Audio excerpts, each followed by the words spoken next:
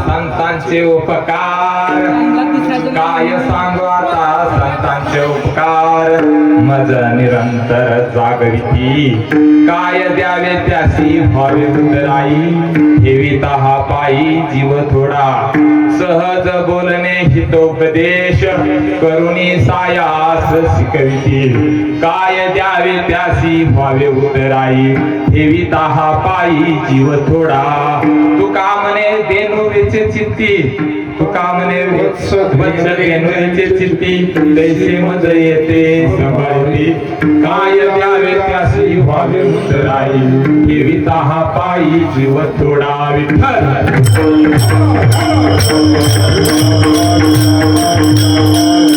महायोग पिते तटे भीमरत्या, वर कुंडलिकाय धातुनिंद्र, समागत्य तिष्ठन्तमानंद कंदम, परब्रह्मलिंगम भजे पांडुरंगाकार.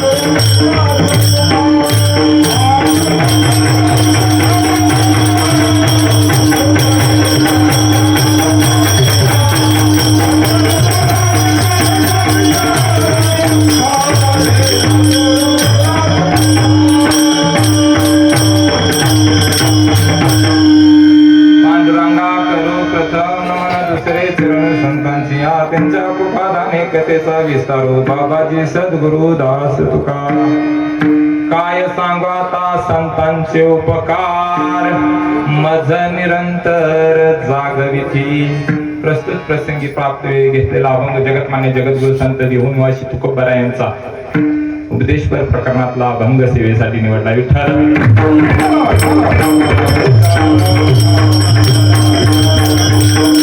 आज आपण इथं जमलो कशासाठी तरी हरिभक्त परायण गणपत महाराज भोसले यांचं 5वं पुण्यस्मरण. कारण कोरोनाची लाट आली आणि अनेक गरीब श्रीमंत पाहिले नाही, गरीब श्रीमंत पाहिलं नाही, कोरोना लाट आली आणि त्याच्यात अनेक माणसं मृत्युमुखी पडली. कोरोना कशासाठी आला? माणसं मारायला आला नाही, तुम्हाला दाखवायचं होतं की कोण कोणाचं आहे. कारण तुम्ही प्रत्येक जण काय म्हणत होता, माझं बायको शिवाय जमत नाही, माझं वडिलाशिवाय जमत नाही, माझं आई शिवाय जमत नाही. कोरोना दाखवाय आला तुम्हाला आम्हाला की कोण कुणाचं नाही, या पृथ्वी तलावर कोण कुणाचं नाही. आपण प्रथम म्हणतो प्रथम पूजावा गणपती, धन्य ती भारतीय सण. गणपती, पांडुरंग, खंडेराया, विठ्ठल हे देव जर पाहिलं तरी एकच आहे. आपण सुरुवातच करताना बघा कसं करतो, पांडुरंगा करू प्रथम नमन. म्हणजे सृष्टीचा चालक मालक कोण असेल तर तो भगवान परमात्मा आहे. आणि त्या भगवान परमात्म्याला आम्ही तुम्ही शरण गेलं पाहिजे. मनुष्य जीवनात आल्यानंतर जवळचा जर मित्र कोण असेल तर तो भगवान परमात्मा आहे. इतर मित्र कितीही सकत्व निर्माण केलं तरी ते शेवटपर्यंत येईल असं नाही. कारण भगवान परमात्मा आपला सखा केला की आपल्याला काहीच होणं नाही. आणि आपण पांडुरंगा करू प्रथम नमन झाल्यानंतर कुणाचं नमन करतो? आपण संतांचं करतो. का संतांचं करतो? तरीही देवाचं आपण प्रथम नमन करून सुद्धा आज तुकोबाराय म्हणत नाहीत काय सांगू आता संतांचे उपकार. इथं मग म्हणायला पाहिजे होतं काय सांगू आता देवाचे उपकार. जरी आपण प्रथम पूजत असलो देवाला तरी देवाचं नाव तुकोबारायांनी इथं घेतलं नाही. कुणाचं घेतलं? संतांचं. कारण देवाला निर्गुण निराकार असणारा परमात्मा सगुण रूपात कुणी आणला असेल तर संतांनी. म्हणून संतांचं उपकार सामान्य जीवावरच नाही तर देवावर सुद्धा उपकार आहे. संत फक्त सामान्य जीवाचा उद्धार करण्यासाठी येत नाही, संतांचा अगणित असं उपकार आहेत. म्हणून आपण काय करतो, पांडुरंगा करू प्रथम नमन दुसरे चरण संतांच्या. दुसरं चरण नतमस्तक आपलं कुणापाशी झालं पाहिजे तर संतांजवळचा. आणि असा संतांचं महत्व सांगणारा अभंग, संतांचा उपकार अगणित आहेत. तुकाराम महाराज स्वतः संत आहेत आणि ते संत सांगतात काय सांगू आता संतांचे उपकार. कारण मला या भौतिक विषयातून जागृत करतात, निद्रा अवस्थेत असणाऱ्याला जाग करतात की या मनुष्य जन्मात येऊन मनुष्य जन्मात आल्यानंतर सार्थक कशात आहे हे कोण सांगतं? संत महात्मे सांगतात. म्हणून काय सांगू आता संतांचे उपकार, ते मला जाग करतात, निरंतर जाग करतात. मज निरंतर जागविती. तुकाराम महाराज म्हणतात की काय द्यावं त्यांना, तर तुकाराम महाराजांना कळलं की देण्यासारखं काय नाही. शेवट मी जीव जरी दिला तरी थोडा आहे.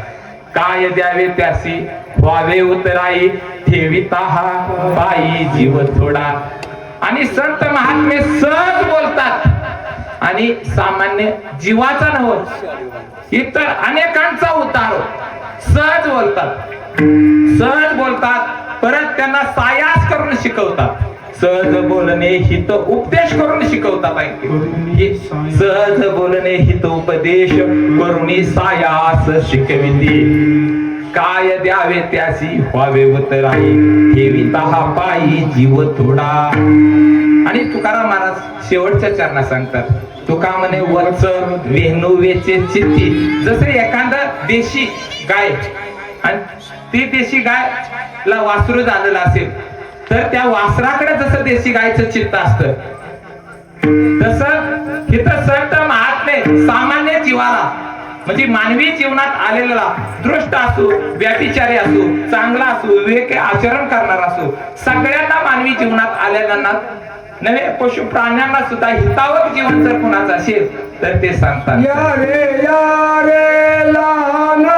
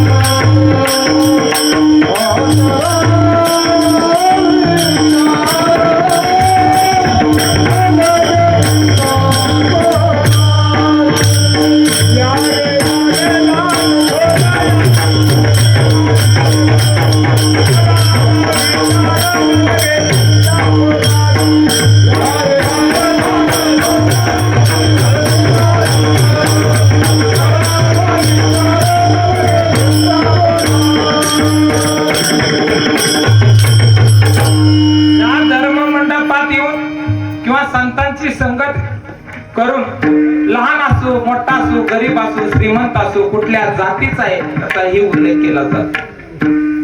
कोणत्या जातीत जन्माला आला हे महत्व नाही, पण जी जात परमार्थाकडे वळते ती धन्य आहे. विठ्ठल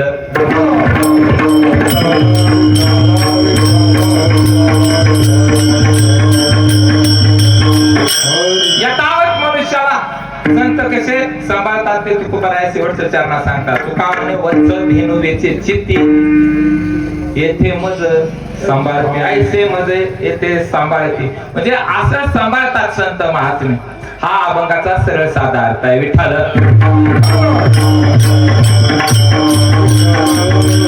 आज आपण इथं कशासाठी जमलं तर हरिभक्त गणपत महाराज भोसले प्रपंचही नेटनेटका केला आणि परमार्थही नेटनेटका केला. बरं का, प्रपंचही चांगला आणि परमार्थही चांगला केला.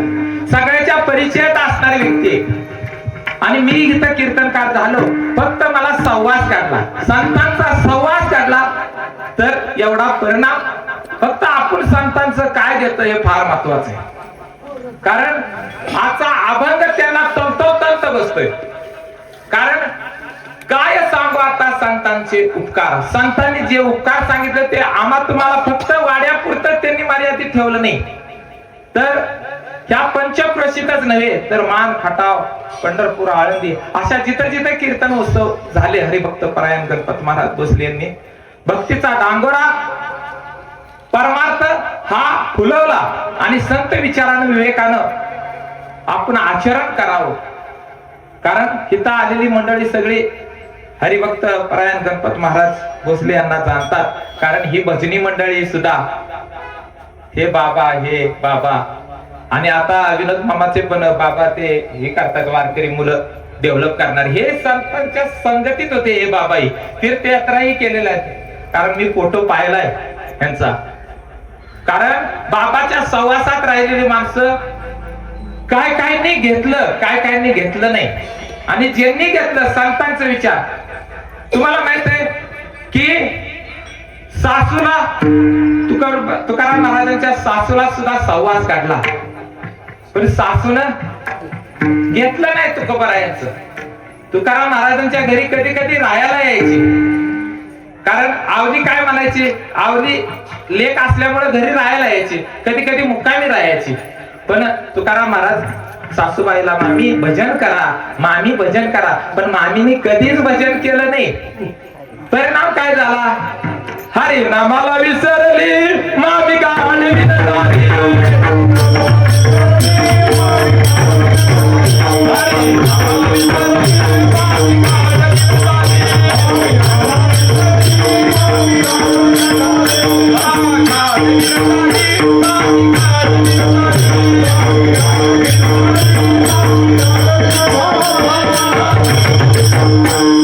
हरी नामाला विसरली मामी गाण आणि काय झाली, गाडी झाली. किती मेल्यानंतर 6 महिन्यात. म्हणजे आपण फक्त ह्याच जन्मात खायचं पियाचं आयुष माझ्या मजा करायची नाही. कारण ह्या जन्मात नाही कुणाचं काय पेडलं उसणं पासणं घेतलं तर पुढच्या जन्मात काय का हो फेडावंच लागेल. कारण अनंत जन्म आपल्याला घ्यावा लागतात. कारण कोटी कोटी एका येवणीमध्ये कोटी कोटी फेरा मग मनुष्य वारा लागेल. सहज मिळत नाही. मनुष्य हा जन्म सहज कागद आणि न्यायाप्रमाणे हा आपल्याला ध्येय मिळालाय. मग त्याचं आपण भजन कीर्तन पूजन केलं पाहिजे. कुणाचं? भगवान परमात्म्याचं. आणि सर्वच ईश्वराच्या मार्गी लावणारे हरिभक्त प्रयत्न गणपत महाराज बसले. का पुण्य स्मरण करावं? पैसा जास्त झालाय म्हणून का करमत नाही म्हणून? कशासाठी करायचं? पैसा झाला नाही. कारण पैसा माणसाकडे. मला सांगा दवाखान्यात आम्ही तुम्ही कशासाठी जायचं? रोग नाही सामान्यासाठी. मग ह्या धर्ममंडपात आल्यानंतर आपला रोग नाही व्हावा. मग रोग काय आहे? तर आपल्याला अहंकाराचा एक रोग आहे. आणि दुसरा कुठला रोग आहे की संसार हा खरा आहे असं वाटणं हा सुद्धा एक रोग आहे. आणि हा रोग भवरोग जाण्यासाठी संत मार्गदर्शन करतात. आणि संत संसारात राहून सुद्धा चित्त फक्त भगवान परमात्म्याकडे द्या. संसार टाकून द्या असं सांगितलं नाही कोणत्याही संतांनी. काय करा? चित्त फक्त भगवान परमात्मा. तुम्हाला माहित आहे होका यंत्र दक्षिण उत्तर स्थिर होतं. कसंही फेकाते दक्षिण उत्तर स्थिर होतं. तसं भगवंताचं नामचिंतनाकडे आपलं चित्त असलं पाहिजे. कोणतंही काम करा कामामध्ये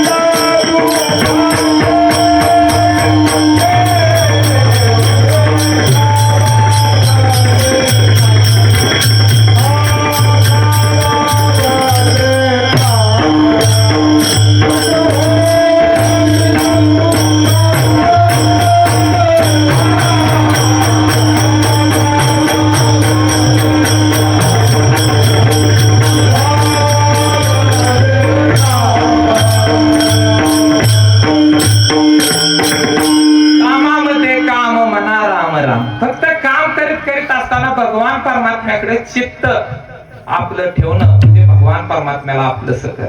आपलं चित्त कसं आहे? आपण प्रेझेंट असतो देवाचं करायला, देवाची पूजा करायला, देवाचं सगळं सोहळं करायला आपण असतो. पण चित्त संसारात. त्यामुळे संसारात चित्त नाही पाहिजे. चित्त कुठं पाहिजे? भगवान परमात्मा. माणसाचं मनुष्य जीवन जगत असताना 3 प्रकारचं जीवन जगत असतो मनुष्य. एक पहिला आहे पशु जीवन जगणारे मनुष्य. दुसरं जीवन आहे मनुष्य जीवन जगणारे मनुष्य. आणि तिसरं आहे ते देव जीवन किंवा संत जीवन जगणारे मनुष्य. विठ्ठल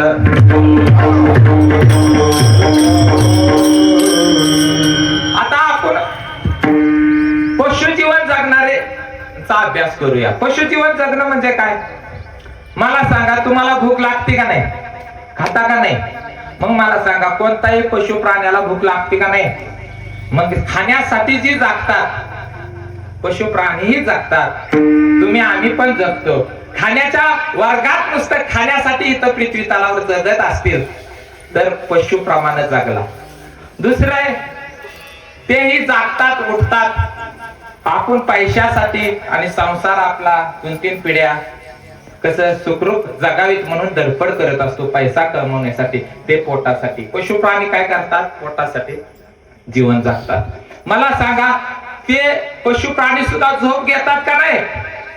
तुम्ही सुद्धा झोप घेता का नाही? चांगली चुंगली झोप. मग पशु प्राणी सुद्धा झोप घेतात. आळस येता का नाही तुम्ही? आळस जांभळ्या पशु प्राणी सुद्धा जांभळ्या देतात. त्यांनाही कंटाळा येत असेल का? तुम्हालाच कंटाळा येतो? मला सांगा झोपणं, निद्रा करणं, काम करणं पोटासाठी, ह्या सगळ्या क्रिया. आता सांगा आपण आपल्यासारखा जीव निर्माण करतो. पशु सुद्धा पक्षी सुद्धा आपल्यासारखं. ह्याला काय म्हणायचं? प्रजनन. प्रजनन मनुष्य सुद्धा करतो, त्याला मंथन म्हणायचं. मग पशु प्राणी सुद्धा करतात. आणि एवढ्याच क्रिया जर मनुष्य जन्मात येऊन करत असाल, ह्याच क्रिया फक्त करत असाल, खाणं पिणं आयश झोपणं आळस, किंवा जांभळ्या देणं किंवा मंथून करणं, या जर क्रिया फक्त करत असाल तर तुम्ही आम्ही पशु जीवन जगलो. पशु जीवन जगणारे लोक ह्यामध्ये आपली वर्ग. आता मनुष्य जीवन काय आहे, तर मनुष्य जीवन कसं जगावं हे संत मार्गदर्शन. त्यानं काय केलं पाहिजे, गळ्यामध्ये तुळशीची माळ घातली पाहिजे, पंढरीची वारी केली पाहिजे, आळंदीची वारी केली पाहिजे, किंवा गावात जाता येत नसेल तर गावात मंदिर असतं तिथं नित्य नेमानं जाता आलं पाहिजे, हरिपाठ करता आलं पाहिजे, भजन कीर्तन करता आलं पाहिजे, आपली दिलेली कामं विहित कर्म आपण केले पाहिजे. देर हरिपालगावर असं होत नाही. मग असे जे मनुष्य वागतो, तीर्थयात्रा करतो, गळ्यामध्ये तुळशीची माळ घालतो, भगवंताचं नामचिंतन करतो, अखंड हरिनाम चिंतन आणि भजन कीर्तन आणि समाज हिताची कामं करतो, त्याला काय म्हणायचं, मनुष्य जीवन. आणि मनुष्य जीवन कळलं, तुम्ही माणसं आहे, तुम्ही आम्ही जगतो, तो फार फरक आहे. आणि तिसरा वर्ग आहे ते देव जीवन आणि संत जीवन. संत आणि देव एकच, संत आणि देव एकच. मग ते कसं जीवन जगतात, तर ते येतातच कशासाठी, इथे येतात आम्ही वैकुंठवासी.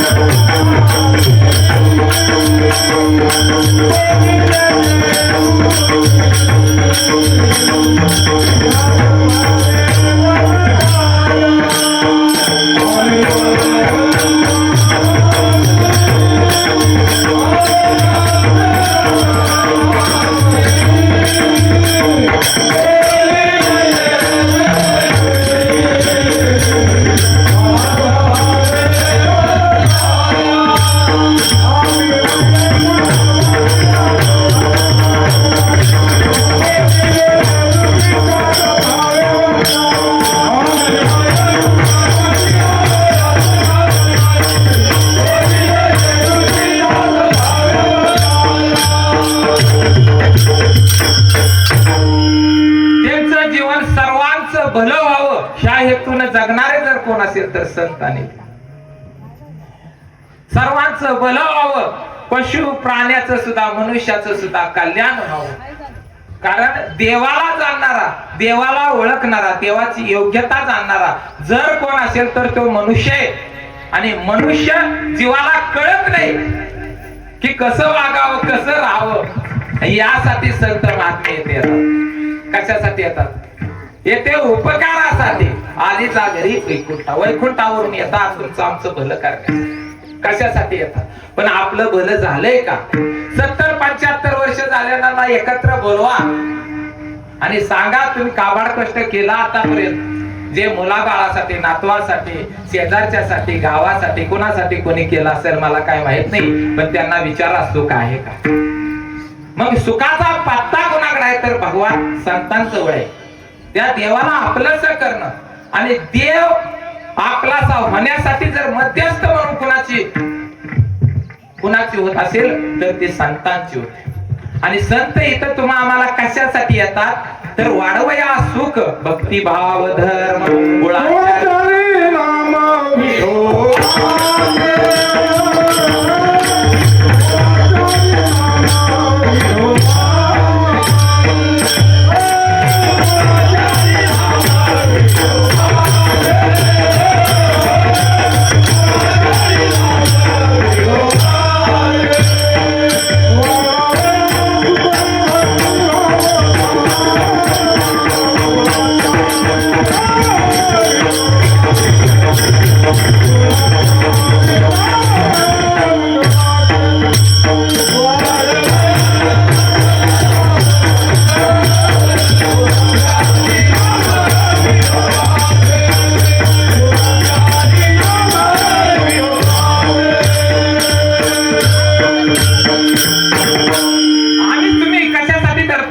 सकाळी उठल्यापासून ते संध्याकाळपर्यंत तर सुखासाठी.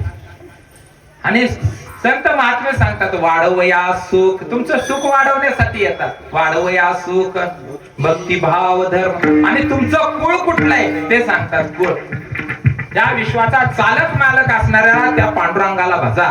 तिथं जात पात पाहू नका, कारण बाबांनी जो देह ठेवला, आज कुणाची पुण्यतिथी आहे माहित आहे का? चोखोबाची पुण्यतिथी आहे, संत चोखोबाची. कारण संत चोखोबा कोणत्या जातीत जन्माला आले हे महत्व नाही, पण जी जात परमार्थाकडे वळते, जाती पाती तुम्ही आम्ही पाडल्या. कारण 13व्या शतकात पाहिलं ना, ज्ञानोबा माऊली, नामदेव महाराज, सकळ संत, हे संत चोखा मेळा, गोरा कुंभा सगळे एकत्र येऊन भजन करत होते आणि त्या भजन कीर्तनातून ज्ञानदानाचं काम करत होते. कारण सामान्य जीवाचा उद्धार व्हावा हे कळकळीच संतांना अंतःकरण की उद्धार व्हावा. कारण किती वेळा जन्माला यायचं आणि किती वेळा फजिती करून घ्यायची. मला सांगा, म्हातारपणाचं दुखणं बरं आहे का? आणि मला सांगा, कमवताना तरी का सुख आहे का? पैसा कमवताना सुख नाही आणि बँकेत ठेवताना ती बँक चालेल का, राहील का ह्याचं टेन्शन, आणि खर्च करताना सुद्धा दुःख, आणि पैसा हातातून गेला तरी दुःख वाटत. मग योग्य पैशाचा वापर करणं. कारण कीर्तन भजन कशासाठी आहे? माणसानं माणसासारखं वागावं यासाठी भजन कीर्तन आहे. विठ्ठल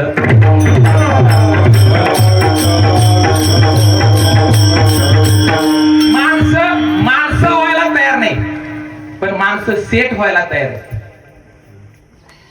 माणसं व्हायला तयार नाहीत, पण माणसं सेट व्हायला तयार आहेत. एक सेटची थंडगार माठ होता, उन्हाळ्याचा दिवस होत आणि व्याकुळाला एक ग्रस्त. त्या सेठजीला म्हणतात की मला तहान लागली, इतकी तहान लागली की मला ग्लासभर पाणी मिळेल का? सेठजी काय म्हणतोय की आज पाणी देणारा माणूस आलेला नाही. त्यावेळी तो ग्रस्त म्हणतोय की माझ्यासाठी तुम्ही माणूस व्हा. पण सेठजी व्हायला तयार आहे, पण माणूस व्हायला तयार नाही. आणि माणूस बनवण्याचे कारखाने अजून तयार झाले नाहीत. आणि माणूस म्हणून जगायला शिकवणारा किंवा माणसानं माणसासारखं वागावं हे जर कुठं असेल तर हे कीर्तनात, भजनात, हरिपाठात माणसानं माणसासारखं जगावं म्हणून कीर्तन, प्रवचन, हरिपाठ आहे. ह्या आत्ताच कशासाठी? पैसा जास्त झाला नाही म्हणून नाही, पुण्यस्मरण का? कारण ह्यांनी केलेलं काम हे जगाच्या कल्याणासाठी आणि ह्यांच्या कीर्ती राहिलेत. अजून सुद्धा 5 वर्षानंतर हे पिल्लू सोडलं याचा अर्थ कीर्ती राहिली. गेले दिगंबर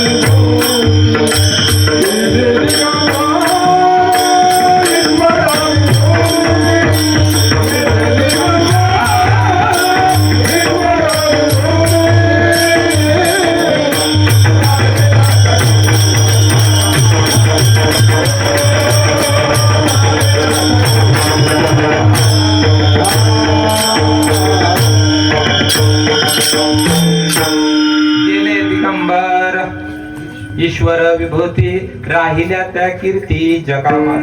असं कार्य करावं की कीर्ती मागं राहावी. कारण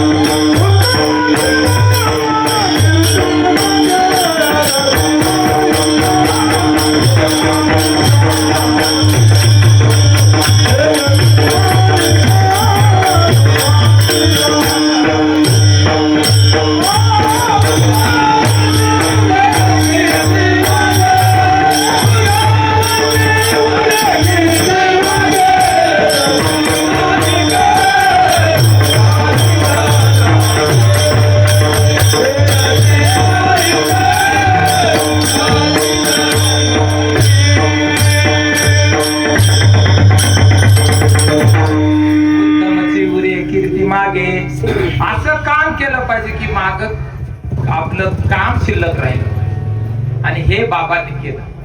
आणि बाबा काही लोक म्हणली भजन कीर्तन हरिपाठ केला निस्वार्थ सेवा केली पण मृत्यू कोरोनात याला नाही पाहिजे. माणसं काही म्हणतील हो ऍक्सिडेंट न मृत्यू. आज यांची पुण्यतिथी आहे.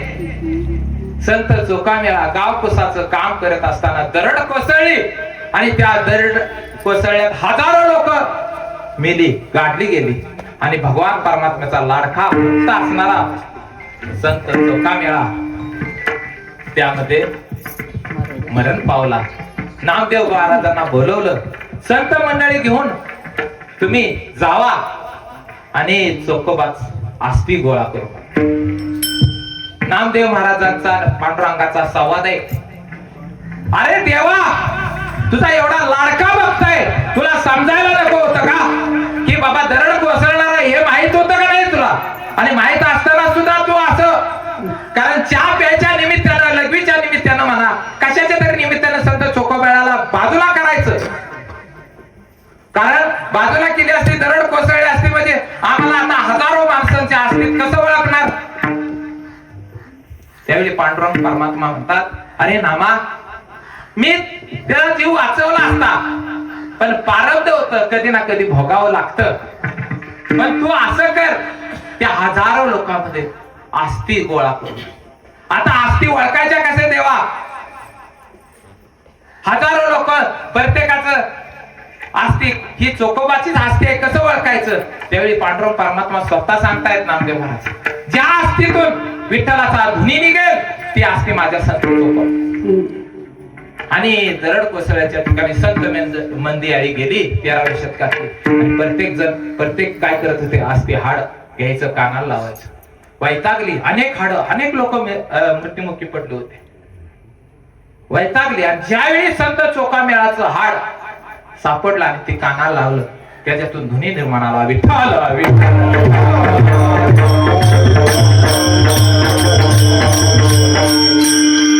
आणि ते स्वतः पितांबर घेऊन संत मंदिराई घेऊन ती चोकामेळाच्या आस्ती पूर्ण गोळा केल्या विठ्ठल विठ्ठल ध्वनीच्या. भगवान परमात्म्यानं स्वतः पंढरीच्या पायरी पैशी पहिलं दर्शन पंढरपुरात विठ्ठलाचं दर्शन घेण्यापूर्वी कुणाचं घ्यावं लागतं. आज ज्यांची पुण्य आहे संत चोकामेळाची.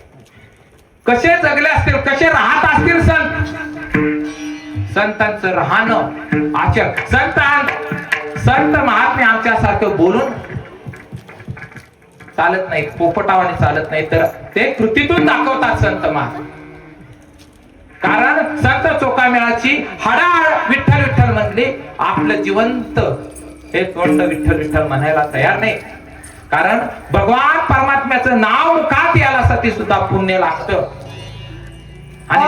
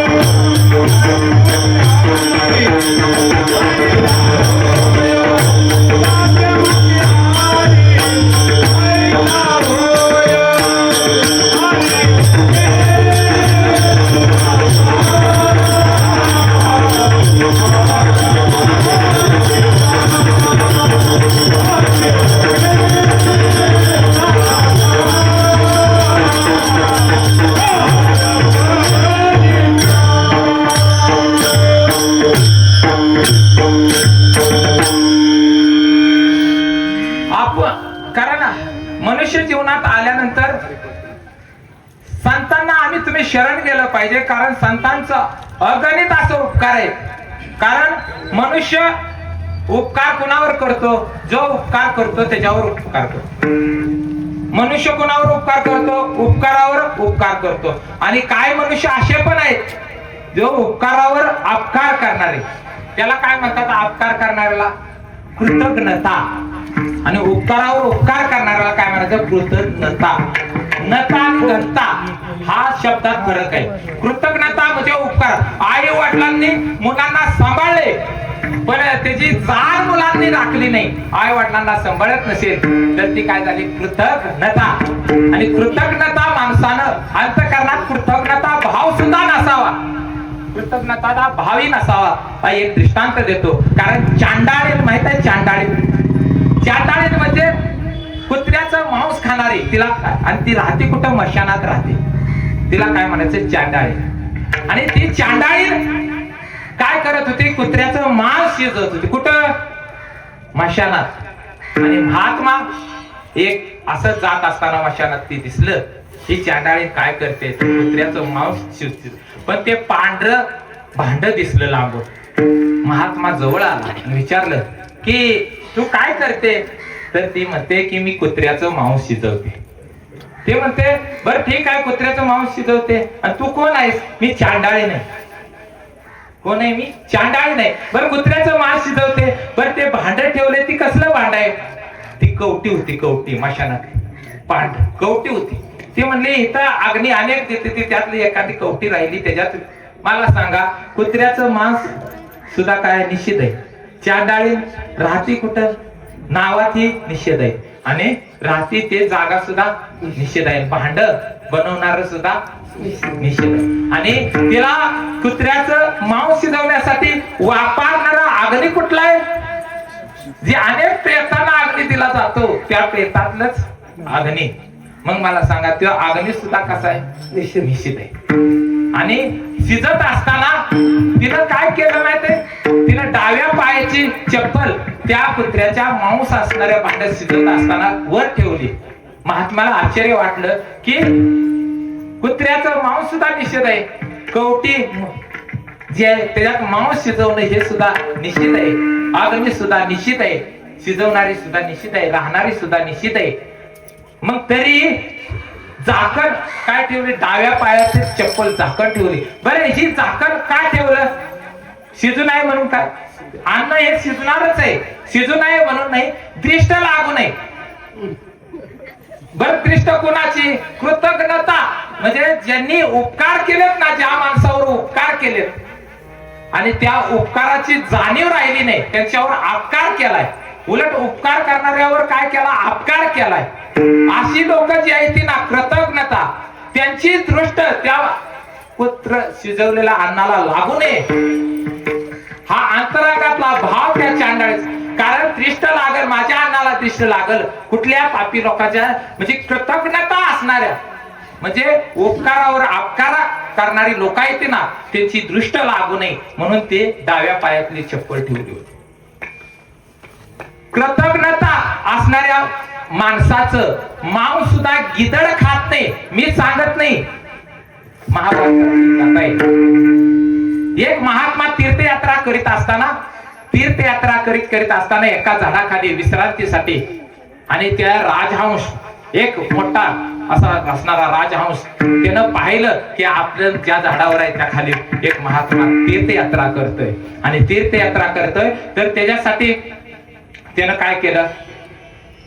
अन्न पाणी खाण्याची सोय, तुम्ही इथं आज मुक्काम करा, उद्या निघा. मग त्याला खाणं पिणं चांगली सोय राजहंसाने केली आणि शांत झोपला. दुसऱ्या दिवशी महात्मा उठला आणि प्रवास करायला निघाला. ते म्हणला, आज आपला सुखाचा दिवस निघालाय. काय? आज इतका आनंदित आपला दिवस निघालाय. आता उद्याचा दिवस आपला उद्या परवा कसा काढायचा? तर ही धीड दाखवत होतं राजहंस. म्हटला, ह्या राजहंसालाच आपण काय करू? पकडू. 2-3 दिवस तर आपलं चालतील. ज्यानं त्याला विश्रांतीची सोय केली, त्याला झोपण्यासाठी वाळलेली पानं गोळा करून झोपायला दिलं होतं, पाणी आणून दिलं, परत त्याला खाण्याची सोय केली, फळं आणून दिली झाडाची, आणि गाढ झोप झाली. अशावर काय केलं त्यानं?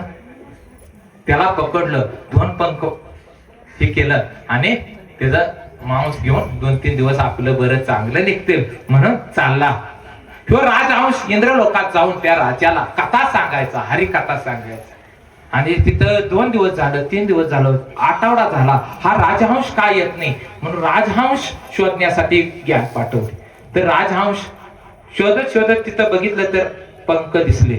पंख दिसले याच्यावर ते कुणीतरी हे केलेलं जवळच आसपास तीर्थयात्रा करीत असेल त्याला शोधून काढावं. सगळे ज्ञान पाठवले, त्या रस्त्याला शोधून आणलं, त्या महात्म्याला शोधून आणलं आणि त्या इंद्रातल्या एका राजाच्या पुढं उभं केलं. राजा म्हणला, राजहंसानं तुझं काय चूक केली होती त्यामुळे तू त्याला ठार केलं, मारलं? ते म्हणला काहीच नाही. राजहंसानं काहीच केलं नाही. मग त्यानं मला उलट झोपायची चांगली सोय केली, पाणी दिलं, खायला दिलं, चांगली झोप लागली. पण माझा विचार असा आला की माझा आता पुढचं 2-3 दिवस चांगलं मजेशीर कसं निघतील म्हणून मी त्याला म्हणजे उपकार करणाऱ्यावर काय केलं त्यानं, राजानं फरमान दिलं की याचा हात पाय तोडा, तुकडं करा आणि पशु प्राण्याला टाकून द्या. त्याचं हात पाय कट केलं, पशु प्राण्याला टाकलं. कोणताही पशु प्राणी त्याचं मांस खायला येत नव्हता, गिधाड सुद्धा येत नव्हतं. मग असंच मांस खाण्यासाठी राक्षसी वृत्तीची असणारी माणसं, दुर्गंधी वाढली आणि इंद्रसभेतील बाकीचे लोक त्या राजाला म्हणाले की आता हे मांस पशु प्राण्यानं खाल्लं नाही, दुर्गंधी सुटली, आता राक्षस कितीही दुर्गंधी असली तरी वाढतात, खातात. मग त्यांना हे बोलवू आणि त्यांना ते मांस खाण्यासाठी देऊ. आणि ते राक्षसांना बोलवलं की ही जी मांस आहे ते मांसापाशी गेल्यानंतर राक्षस सुद्धा काय म्हणतो, माफ करा राजे साहेब, आम्ही हे मांस खाऊ शकत नाही. का? कारण ज्याच्या अंतःकरणामध्ये कृतज्ञता भाव आहे, परोपकार करणाऱ्यावर अपकार केलाय, अशांचा आम्ही मांस सुद्धा खात नाही, गिधाड सुद्धा खात नाही, विकृतीचे असणारे राक्षस सुद्धा खात नाही. इतकं भयंकर म्हणून उपकारावर अपकार तर करूच नये, स्वप्नात सुद्धा करू नये. कारण मनुष्य जन्मात उपकारावर अपकार जर केला तर त्याचं मांस राक्षस पशु प्राणी सुद्धा खात नाहीत. विठ्ठल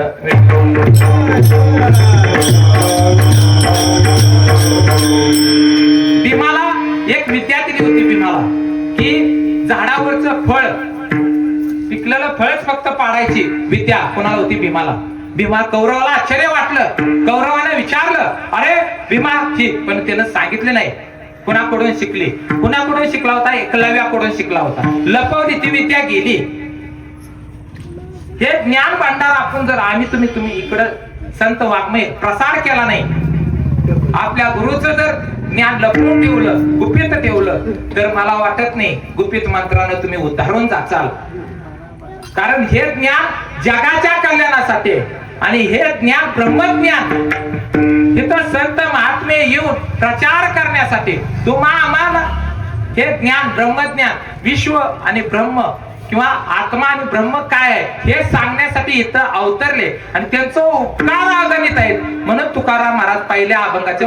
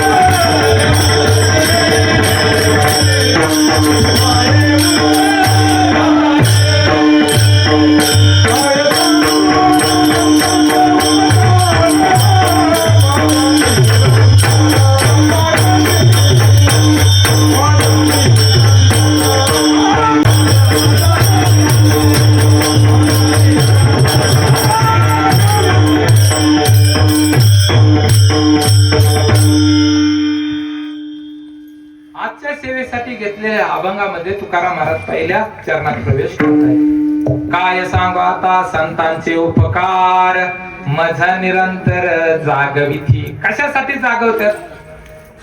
कशासाठी जागवतात तर आत्मा आणि ब्रह्म त्यातला फरक सांगतायत. मला सांगा, ज्यावेळी ज्ञानोबा माऊली वयाच्या 12व्या वर्षी कीर्तनाला सुरुवात केली आणि कीर्तनात पहिला त्याला संसार केला का ज्ञानोबा माऊलीने? केला नाही, पण तिने पाताळ स्वर्ग यांचा सुखाचा संसार करी म्हणून ज्ञानोबा माऊली म्हणतात. आणि 12व्या शतकात पहिला अभंगाला कीर्तनाला सुरुवात केली ज्ञानोबा माऊलीने. अभंगात पहिलं चरण घ्यावं, संसार दुःख मूळ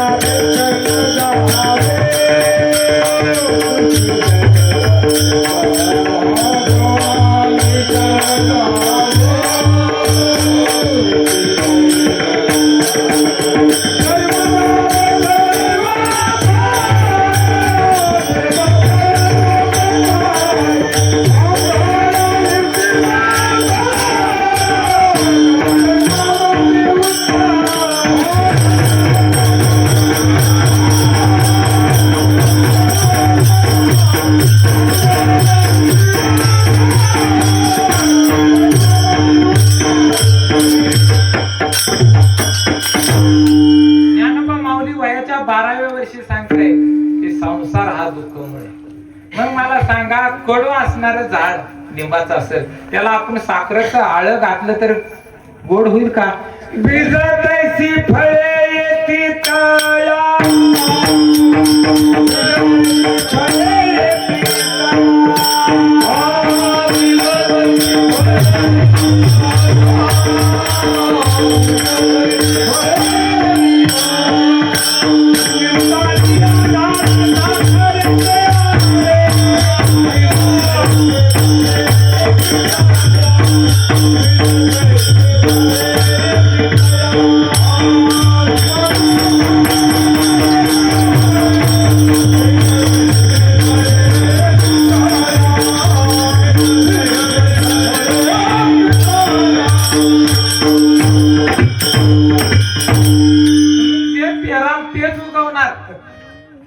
दृष्टांत भारी दिला बरं का विठ्ठल महाराज शिंदेसाठी टाळ्या होते.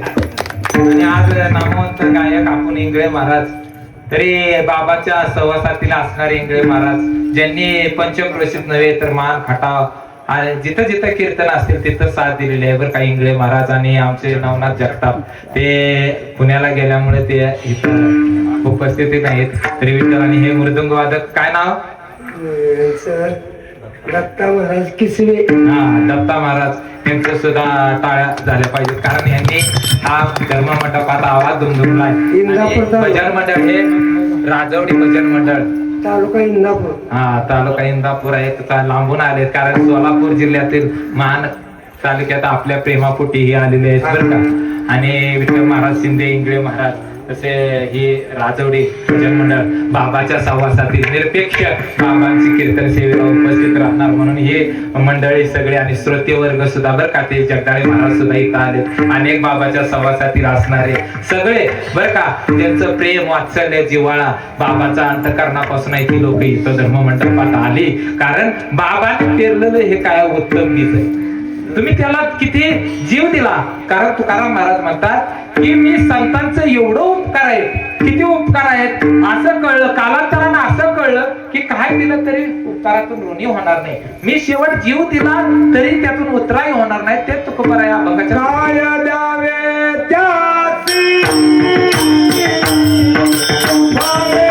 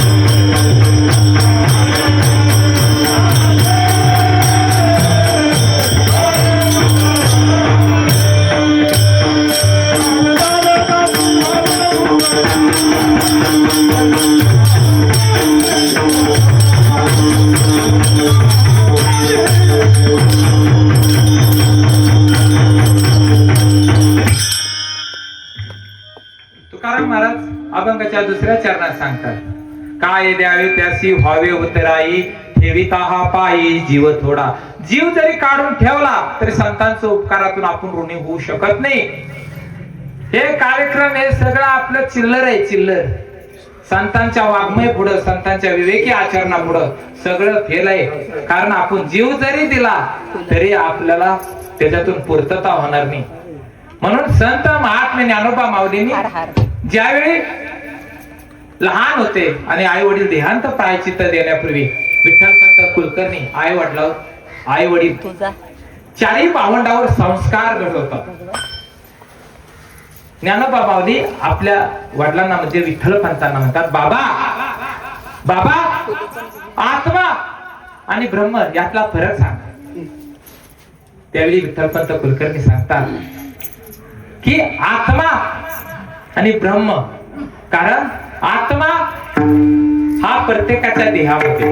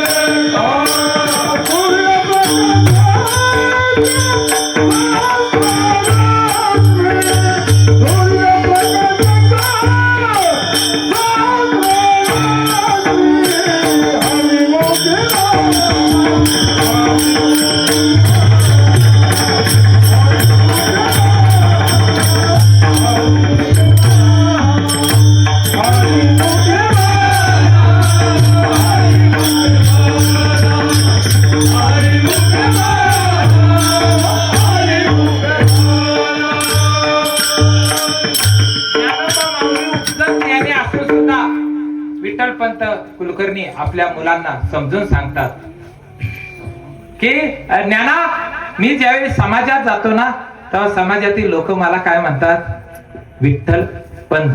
काय म्हणतात, विठ्ठल. पण मी घरी आल्यानंतर काय म्हणतात, मला बाबा म्हणतात. त्याप्रमाणे हा आत्मा प्रत्येकाच्या देहामध्ये ज्यावेळी देह पडतो किंवा माणूस मरतो त्यावेळी हा आत्मा निघून काय होतो, ब्रह्मांडात विलीन होतो. कशात होतं? ब्रह्मांडात विलीन होतो. आणि जोपर्यंत देहामध्ये म्हणजे बाबा आणि ब्रह्मांडात विलीन झाला आत्मा, ब्रह्मस्वरूपात विलीन झाला. मग ब्रह्मस्वरूपात विलीन होणारा आत्मा परत कुठला आत्मा जन्माला येतो? बरं, मनुष्य जन्माला येईल असं नाही, ज्याला अहंकार चिकटू नये, माझं, मी, तू. पण हे अहंकाराने चिकटलंय, माझ्यासारखं कीर्तन जमत नाही, माझ्यासारखं अहंकार. ब्रह्मज्ञान जरी झाला तर ब्रह्मज्ञानाचा सुद्धा अहंकार, की माझ्यासारखा बंगला, माझ्यासारखी संपत्ती. मनुष्य जन्मात येऊन अहंकार जर गेला नाही, माझं तुझं गेलं नाही, तर हे अहंकार चिकटलेला आहे ना, यामुळे परत जन्माला येणार. ज्यांचा अहंकार, मीपणा, तूपण गेले, लय झाला, ते आत्मा हा ब्रह्मस्वरूपात विलीन होतो, त्या विश्वरूप आत्म्याशी एक होतो. कारण आपलं प्रतिबिंब पाण्यात दिसतं, तर पाणी आटून गेल्यानंतर कुठं जातं बरं? ते बिंबात मिसळतं. तसा आत्मा हा काय? प्रतिबिंब आहे. ते कुठं जातं? ब्रह्मांडात विलीन होणं म्हणजे ते बिंबात जाणं. हे संस्कार कोण घडवतंय? ज्ञानोबा माऊलीवर विठ्ठलपंत कुलकर्णी, आई वडील. मग मला सांगा, मुलावर संस्कार घडवण्याचं काम कुणाचं असेल तर प्रथम गुरु असतील तर आई वडील. आणि संस्कारमय मुलं जन्माला यावी तर धर्ममंडपात, कीर्तनात, प्रवचनात आपण जर विवेकानं आचरण केलं तर मुलं सुद्धा विवेकानं आचरण करतील, आपल्याला सांभाळतील, समाजाला सांभाळतील. असे उपकार सांगतात कोणतर संत महाराज. आता भक्त हनुमंतरायाने ज्यावेळी भीमाला आलिंगन दिलं, वज्राचं शरीर करायचं होतं, पण शंका आली आणि थोडा काय केलं, अंग चोरलं भीमानं. आणि भीमानं अंग चोरल्यानंतर बाकीचं सगळं शरीर वज्राचं झालं. आईकडे गेल्यानंतर भीम म्हणला की माझं शरीर एका संत महात्म्यानं माझं वज्राचं करायचं होतं, पण मला थोडी शंका आली, मी आखून शकतो. मग संताकडे गेल्यानंतर वज्राचे शरीर भीमाचं झालं. त्या वज्राचं शरीर करणाऱ्या भक्त हनुमंतरायाचं उपकार परत, कारण पहिलं गदा बिदा मारली तरी मूर्छित पडत होतं ज्या ठार भीम, पण वज्राचं झाल्यामुळे मूर्छित पडणं प्रश्नच येत नव्हता. जिथं जिथं भक्त हनुमंतरायाचं शरीर लागलं होतं तिथं वज्राचं झालं. हे उपकार मला सांगा काय दिल्यानंतर भेटतील भक्त हनुमंतरायाचं? जीव दिला तरी भेटणार नाही. बरं, भक्त हनुमंतरायाने देवावी उपकार केले. अनेकाला वनवास झाल्यानंतर अनेकांना काही ना काही दिलं. भक्त हनुमंतरायाला सीतामाय आदिशक्ती असणारे काहीतरी द्या, कारण सगळ्यात महत्वाची जर कामगिरी कोणी केली असेल तर भक्त हनुमंतराय. आणि भक्त हनुमंतरायाला काहीतरी द्या. देव म्हणा काय, मी काही दिलं म्हणे याच्या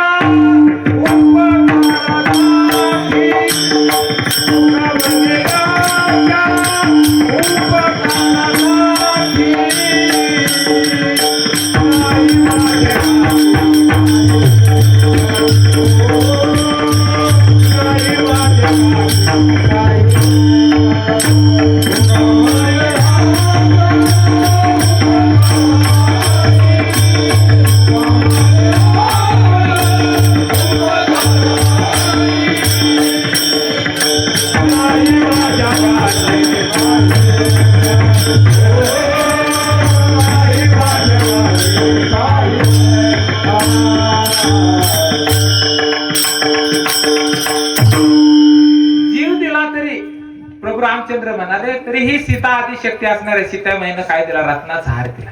रत्नाचा हार हनुमंतरायाने काय केला? फोडला आणि फेकून दिला रत्नाचा हार. आदिशक्ती असणारी सीतेला राग आला.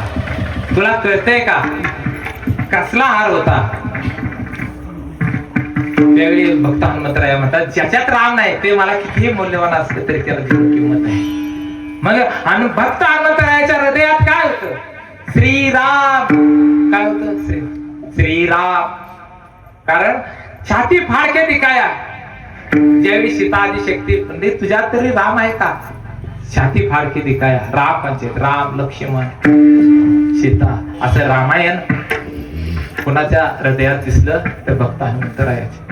मला सांगा ह्या उपकारातून देव सुद्धा ऋणी होईल का? जीव दिला देवानं तरी ऋणी होईल नाही. आणि असे संत महात्मे सहज जरी बोलले तरी अभंगाच्या 3ऱ्या चरणात सहज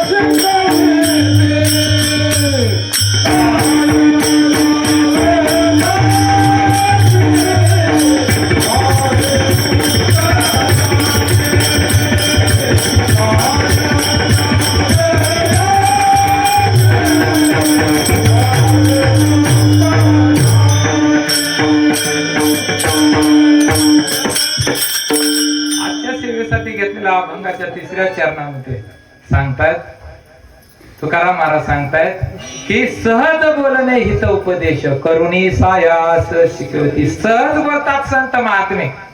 आज या मेळाचा उद्धार केला. सहज बोलला की मुलाचं नाव नारायण ठेवा. वाल्या कोळ्याला नारद महर्षी सहज बोलले की काय कर राम राम. राम म्हणता येत नव्हतं वाल्याला, जडत्व निर्माण मारा मारा म्हणत होता, पण मारा मारा का होईना सहज बोलले तो राम राम झालं.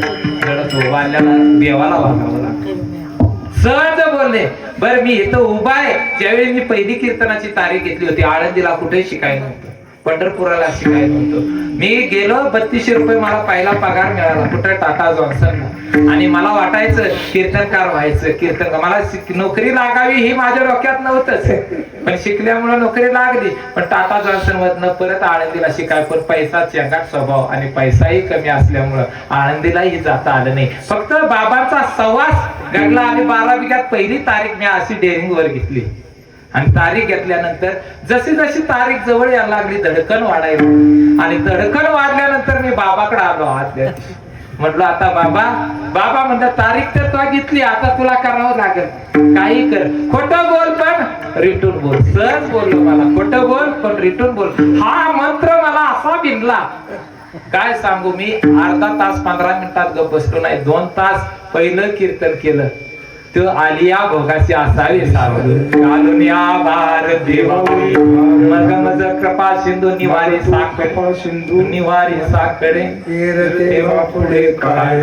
हा अभंग इंगळे महाराजांचं प्रसिद्ध इंगळे महाराज आहेत, त्यांचं मी कीर्तन श्रवण केलं होतं. पण कसं आहे, हाय असं पाठ करून पण कीर्तन करणं किंवा वाचन करणं सुद्धा इथं आठवण का सांगता यायचं नाही.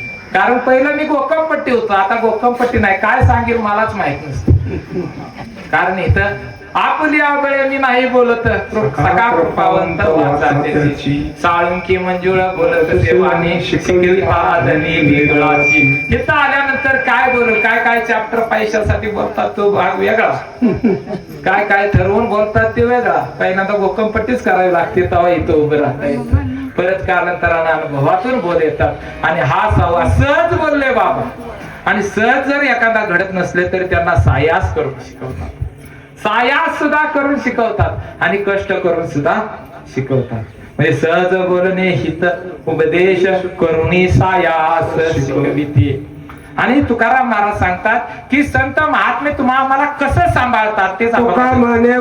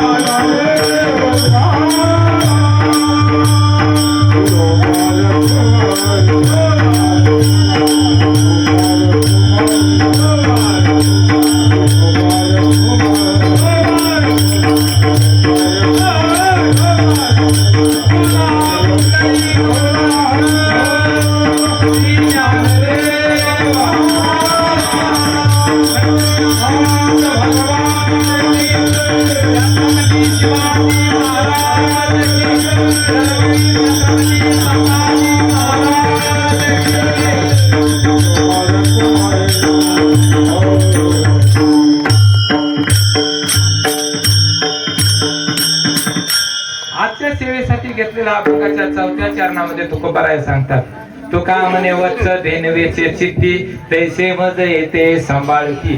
देशी गाय बर का, जर बिरस काय नाही, देशी गाय माहित आहे ना, देशी गाय. आणि देशी गायचं वासरू तुमचं कर्म आहे ना, कर्म तुम्ही चुकीचं कर्म केलं, वाईट कर्म केलं, गाय आहे ना गाय, हजारो गाय असू द्या, गायचं वासरू आपल्या गायीला हजारो गायीतून शोधून आपली आय जी असेल त्याच गायीपाशी जात हजारो. तसं आमचं तुमचं कर्म सुद्धा हे काय करतं, शोधित आपल्याला चक्र फिरवतं, जन्म मरणाचं चक्र फिरवतं, शोधित आणतं आणि ते परत परत गर्त्या घालत फिरवतं. म्हणून आणि गाय आणि वासरू ह्याच्यात प्रेम किती आहे, वात्सल्य किती आहे, जिव्हाळा किती आहे अंतःकरणामध्ये.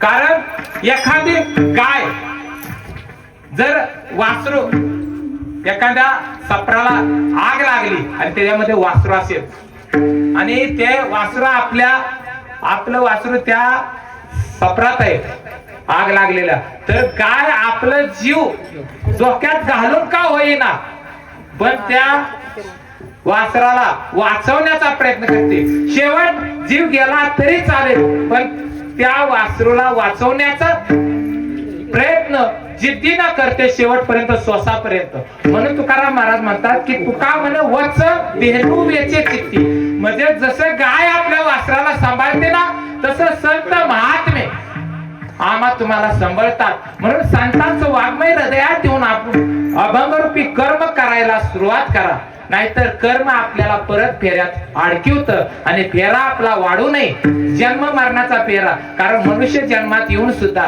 सकाळी उठल्यापासून संध्याकाळपर्यंत काबाड कष्ट आहे, सुख नाही, कुठं सुख नाही. आणि सुख जिथं नाही तिथं सुख शोधण्याचा प्रयत्न करतो.